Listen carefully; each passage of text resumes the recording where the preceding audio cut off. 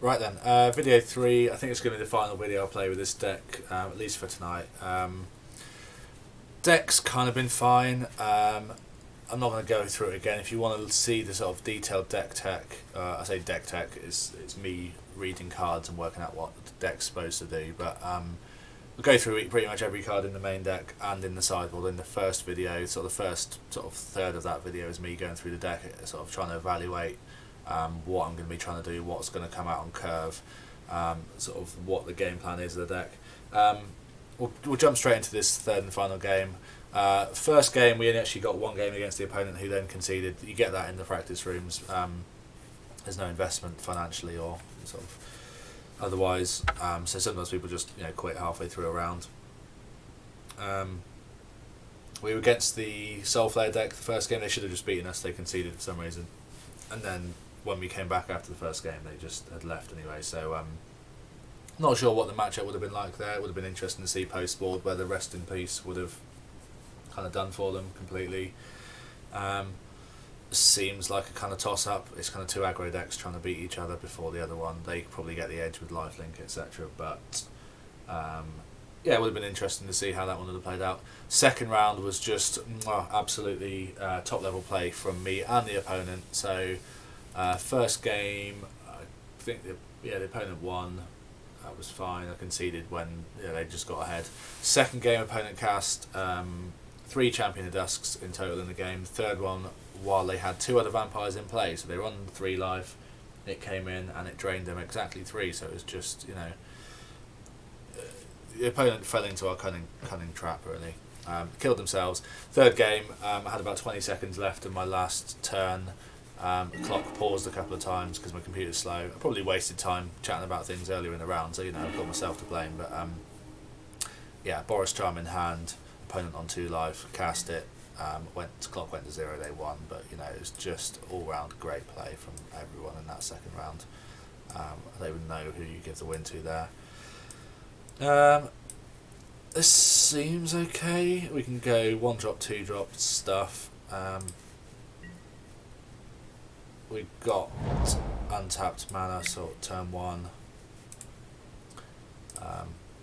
Seems fine. We want to draw some sort of bit more action in terms of sort of 3 and 4 drops. But alright, so here's the question. I keep asking myself this: which is the better of these cards? I'm going to evaluate this while we've still got a bit of time.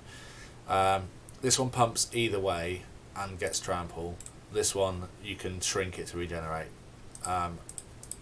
I am going to say definitively, once and for all, in every single scenario ever, Pelt Collector is the best card. Pelt Collector is the one I'm going to play. I'm sure that's not correct, but maybe you want to play the experiment one to bait out removal, so you actually get your better one down or something. But I think there's such a fine margin between them that I'm not going to waste too much time worrying about which one I cast. Opponent gets a nice start here. It's going to be attacking with 3-2 every single turn, so the question is, do I want to block it with something next turn, or am I just going to take a bit of a beating from it? I think I'm blocking it next turn. Not going to be able to do both of these things. So we go Sunpetal into. It's quite a nice start from them. This is Mardi Vehicles from Standard about 18 months, 2 years ago. Quite a powerful start from them. So I can play this, doesn't trigger this. I take 3 again. I don't want to do that. I think I'm just going to have to offer a trade here. I guess the worst of my 2 drops is actually the Voice of Resurgence, because they can just block and trade here and get a better creature down the next turn. Then we can go this plus this, triggers both of them. Alright, let's try that. Guess I can also attack with a Pelt Collector.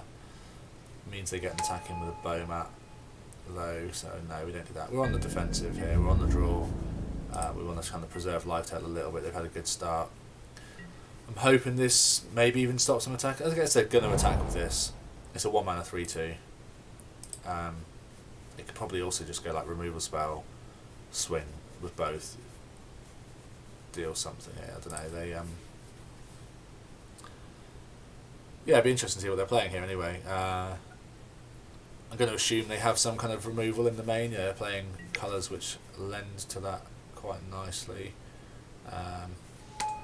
Wild Slash or something would be great for them right now. Wild Slash.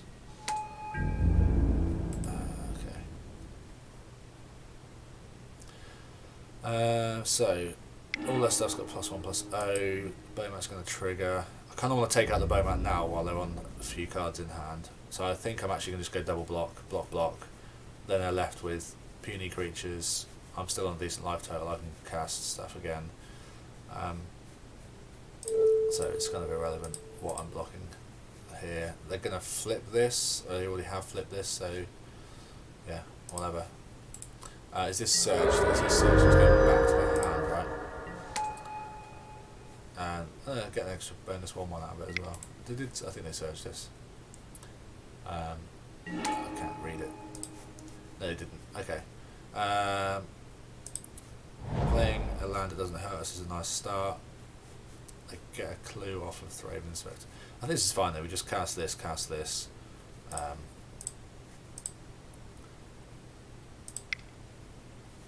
And kind of equalise the board a little bit.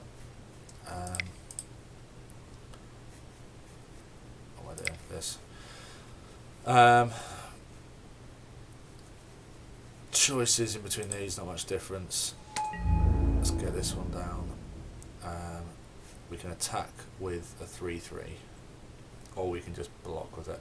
I think we just attack with it. This can block anyway. This can block anyway. Then again, we are on 11 life.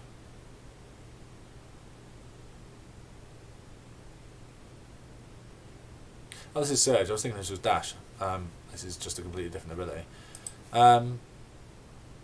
So, swinging with this, starts chipping away. We can still go block here. Yeah. I've only got one card left in hand. I mean, effectively two, because I'm going to draw one off the clue, I imagine. But then, yeah, I think we're safe to attack. Like, we're not on a deadly life total where we're kind of, it's not precarious at this point. We can probably just take damage if we're worried about losing creatures or something.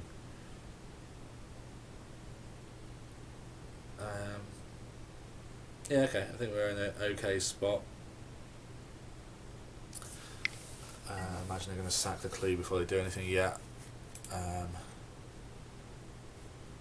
guess the alternative then was just to pass and create a token in my end step, but I think they want to just find more things. So they definitely go wide Boros deck then. We've kind of established that. So they're not all in on this kind of theme, I don't think. So I think we just go 2-drop, hold up this. We could do this if it's more aggressive. We could just cast a 4/4, which kind of completely stops them attacking, but I think this seems better. We just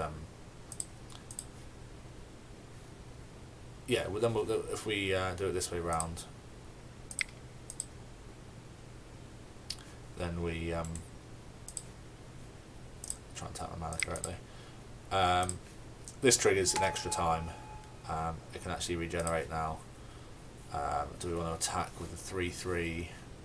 We can attack with this one. It represents indestructible. If they want to sort of double or triple block it, we can just blow them out by giving it indestructible. We've still got a load of stuff held back to block.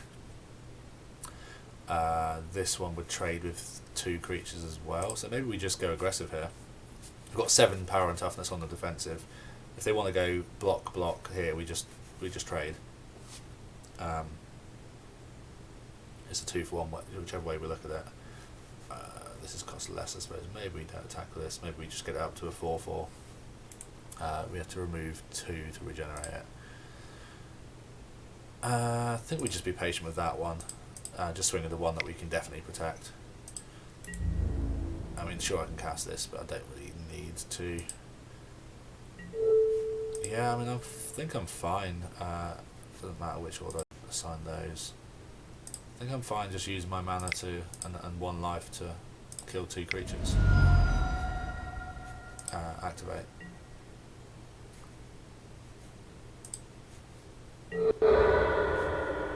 Whatever. think I'm in a good spot here. I think there's not, looking at the opponent's deck, what they've played so far, they haven't got any kind of haymakers. They'll probably just cast a Chandra now and blow me out, but no, that's fine.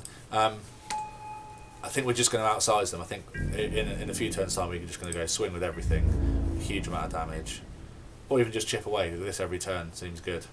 Right now this ability seems absolutely brilliant for us. So this comes in untapped. We'll do that now.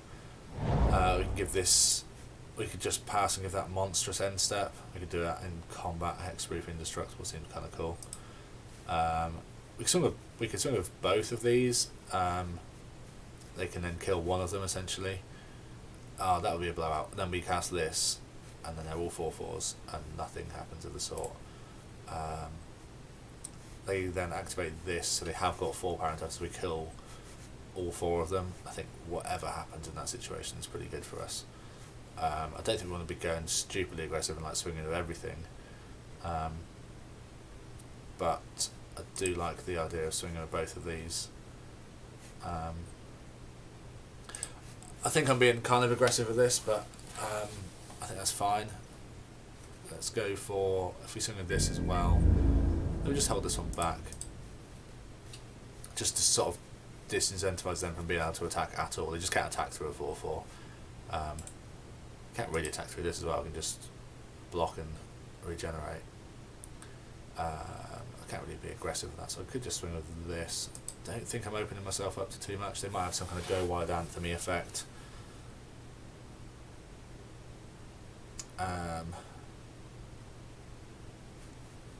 Let's be aggressive. Let's be aggressive. We're playing an aggressive deck. I think we want to try and close this game out before they can do any kind of. They might have some ability, you know, to kind of swing in. Everything gets +2/+8 to end the turn, and then suddenly we're in trouble. That's absolutely fine. But I mean, whatever they do here is good for us. Literally, whatever they do, that is absolutely fine. I think. So, do we want to go end step, make this a 4/4 Hexproof Indestructible, or do we want to get a 4/4 down, or do we want to give something plus thingy and trample? Go monstrous now on it. Gives it. Never has trample. Monstrous now is irrelevant.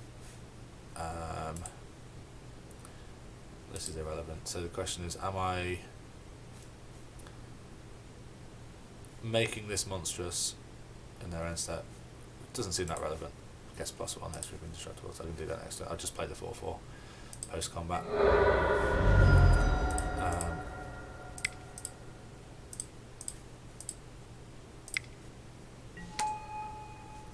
And it evolves this again, which is nice. I mean, the opponent at least is staying afloat, but yeah, I think they've probably kind of seen the writing on the wall. They can't attack through. Looking at, I don't think I'd won there by any means, you know, immediately. But looking at it from their point of view, all of my creatures are massive. They're 3/3/3/3, 4/4. There's now this. I kind of completely missed we were going to get the Voice of Resurgence ability. Just the fact that when it dies, you get the thing as well, and this is just mental. It's a 5/5. So like we've just got huge things on the board. Their stuff's all puny. They're clearly trying to do this sort of effect where they just kind of surge things in, attack with 5 creatures, overwhelm us. So with that in mind, I think we want to lower our curve a little bit. We want to make sure we're not getting overwhelmed by creatures early on. We're going to be on the draw. Fighting creatures doesn't seem a horrible effect here because our stuff sort of outsizes theirs. So is this better than? I think I like the Knight of Autumns as well here, just to gain life or just to be a sizable blocker. I think I like them more than Questing Beasts, not in general, but just in terms of being a lower curve cost thing, whatever. So trim some of these bigger creatures. These are going to be big anyway. It's a 4/3. That's probably a 4/4 anyway. Don't think we need this ability at all, in fact. Yes, it means we can attack through like a board stall, but the board stall should mean that we can just go, okay, like we did that game, attack in with bigger creatures each turn, hold 1 or 2 back, and eventually chip away. I think I want to just make sure I'm on the draw. I just want to make sure I don't die. This could stabilise either way, having a big blocker or gaining the life. not the middle ability. Declaration in Stone kills all of the things with the same name, so that could be quite nice actually. For non-token ones they get... Yeah, so this is definitely coming in. Killing, I don't know, 4 soldier tokens with 1 card or whatever seems kind of good. So the Dromoka's command, is it better than the Atarka's command? Is it better than Boros Charm? It does seem better than Boros Charm. I think we're just going to do a straight swap there. And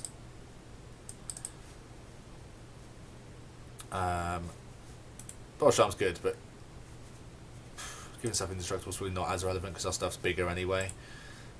This pumping all of our stuff's kind of nice. We can kind of counteract one of their effects. I don't really want to trim the 1-drops because they just tangle with theirs. If we just kind of trade one of these for a Bowmat Courier, that's fine. So the Dromoka's commands have just come. Okay. You know what? I think I'm just going to call it a night there anyway with this deck. This happens in practice games where opponents are either impatient or they find something better to do, or they might be just queuing in several rooms at the same time. Looking at that matchup, I think we're heavily favoured. I think unless they get that dream start where they go, they had a good start to be fair. They didn't, I think Tallcraft example of Bowmat Courier.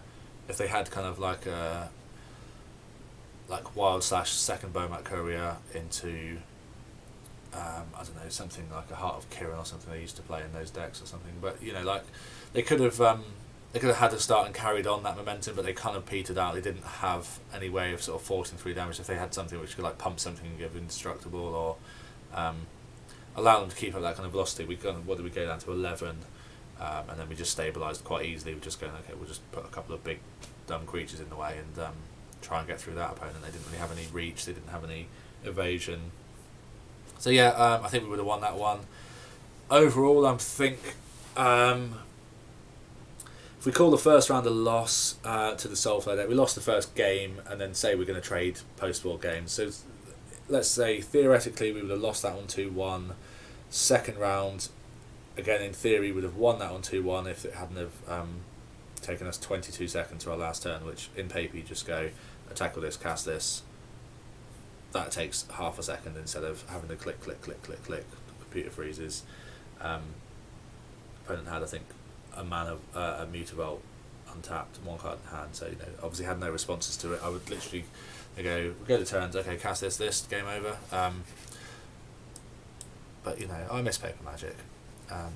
It's been I don't know, 3 days since we've missed our usual showdown. Would have had Friday Night Magic tonight.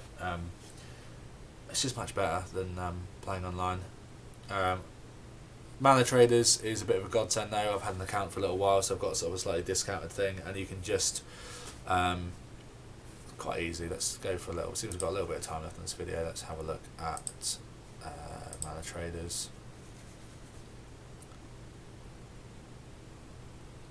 You basically you can upload a deck, you can import it from somewhere else, and then you can keep a collection of decks. I think you can share the deck list as well. At the moment, I think they've got a slight deal on as well, because obviously they know a lot of people are going to be at home playing on Magic Online. They've got this thing where you can, what do you actually get from it? So they're donating some stuff anyway to Disease Prevention, which seems nice of them. They seem like just generally quite a nice company. I don't know how big a company they are, Mana Traders, but I think I see there was a thing they were recruiting a little while back. They're American, obviously. I don't know. I just get the impression they've got like a live web chat thing where they've been quite helpful in the past. When I was just trying to download a deck and it was downloading the old one. It was to do with my cache not being cleared, I think, on whichever browser I was using. They were just really helpful with that. Obviously, it had to be on American times. Right now, they're not actually available. Don't know whether that's to do with time difference or just capacity or what. And then at the moment, they are... So if you sign up at the moment, you get... What do you get? 4 months for the price of 3. I don't know. Anyway, there's some kind of deal on at the moment. And... So yeah, you just kind of upload your deck lists. I've got a load of ones here that I've played in the past. Obviously, Mono Red Prowess is the best deck in all formats.